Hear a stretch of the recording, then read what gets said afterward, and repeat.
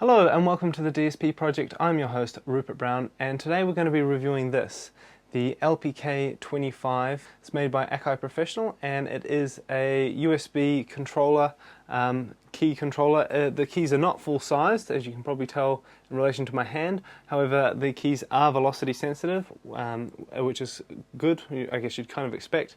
And there's quite a good, it actually has quite a nice feel, quite a convincing, should we say, keyboard springiness. The unit also comes with an arpeggiator, which is a nice touch and surprisingly functional as well. You can do a bit with it, as we're about to find out in a moment. And you've also got four programs, so you can store 4 patches with your own a set of arpeggiated settings. And there is a tap tempo, but you can also sync it to your DAW as well, which is quite a nice touch. So you can sync it to your master tempo in live or anything like that. Right, so let's take a closer look. Okay, so let's talk about the main feature, I guess, which would definitely be the arpeggiator. We've got the arpeggiator on and off buttons here. Now, I think the best way when you're talking about arpeggiators, the best way to test arpeggiators has to be with some good chiptune 8-bit sounds.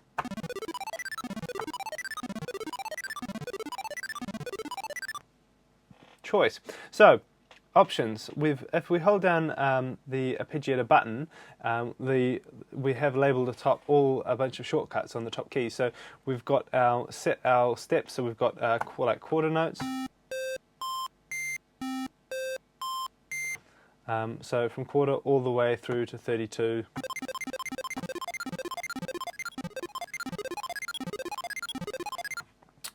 Fine. Next we've got our orders, so we've got up, down, exclude,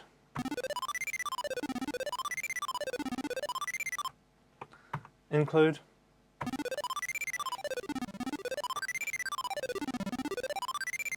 we've got order, which is obviously the order in which I hit the keys, so if I hit them up or down,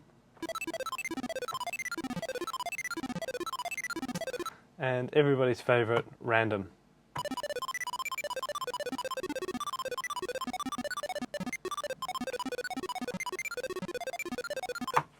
Fantastic. Next we've got the octave changes, how many octaves the arpeggiator works inside of. So first of all we have 0 octaves, which means we're just going to get one note repeated.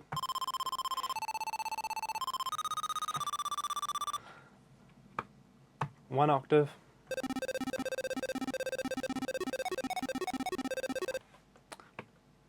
Two octaves.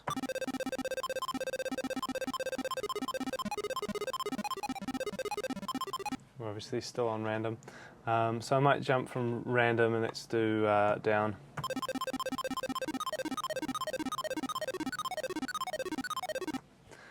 And finally 3 octaves.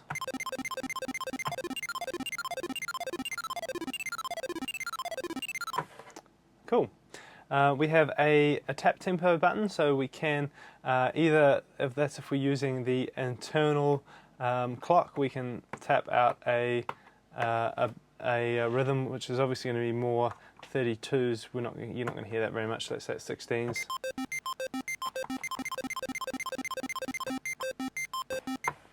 Which is great.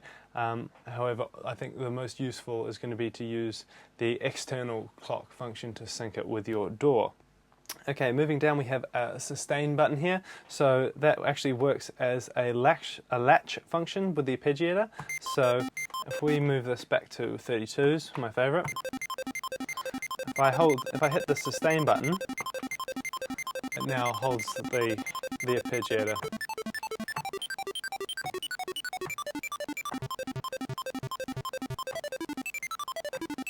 So as you can see, we can jump from one to another or hit a bunch of notes and it will hold that latch. And then I just hit the sustain button again to release that latch. Okay, moving over, the sustain button also works as an actual sustain. I don't think on this synth actually it's probably not going to No, the sustain button does work as a standard, as you would expect a standard sustain to. That's a bit of a mouthful. Next we have the program buttons, and these are simply used for loading up our 4 program slots here. I'll show you the software in the moment, but essentially it's just a shortcut to a pre-configured bunch of arpeggiator settings. And finally we have the octave buttons. You can probably guess what this is going to do. It takes us down an octave at a time.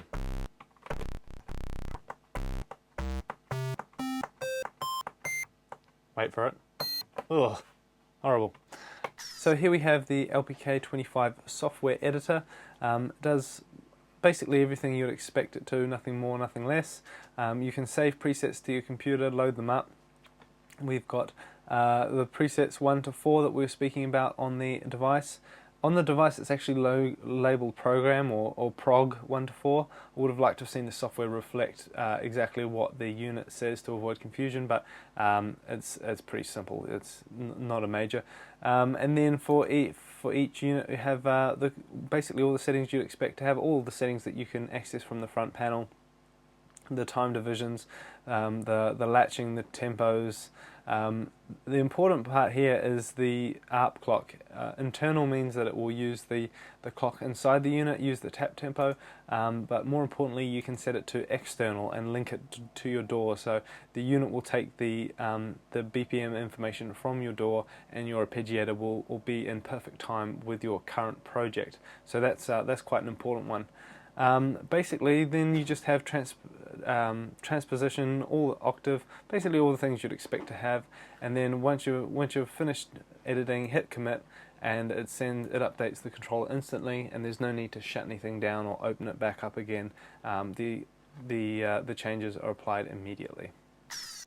So there you have it, quite a nice little unit indeed. One thing I do like is the little rubber pads on the back are spaced just perfectly for, I've got a MacBook Pro just before the unibody ones, and it sits just perfectly over the top of the keyboard, the laptop keyboard. They're spaced just on the edges of the keyboard, and so I can sit there and play the keys and still have access to the trackpad while I'm traveling, and it's a really nice setup. And for that reason, I don't think I'm going to give this back. I really like this. I really like this unit. Obviously, you're not going to be doing any concert performances on this, but don't be silly. You knew that. But the keys are still fairly playable. I didn't have any problems. I mean, maybe if you've got really chunky fingers, go check one out first before you buy it. But to be honest, for just finding little bass lines and things like that, it's absolutely fine. So yeah, for that reason, I think I am gonna hang on to this one. The pricing for this, I think the street price is around about £55. The actual price is here. And what else? Competition. The closest thing as far as competition to this unit would have to be the Korg Nano Key. Now I've only briefly seen the Nano Key, but I have to say my money is on Akai. Akai beat Korg in this round.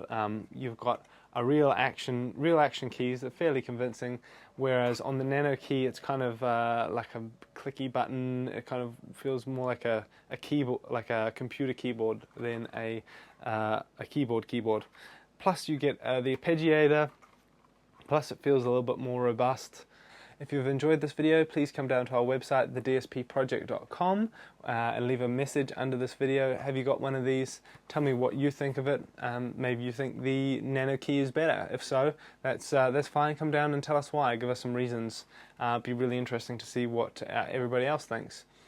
While you're there, you can also subscribe and get all future episodes that delivered to you. And finally, feel free to send me an email direct to inbox@theDSPproject.com and tell me what you want to see on the show. If there's something music related that you want to see me talk about, then drop me a line. That's all we've got time for today. Join us next time where we will be talking about something else.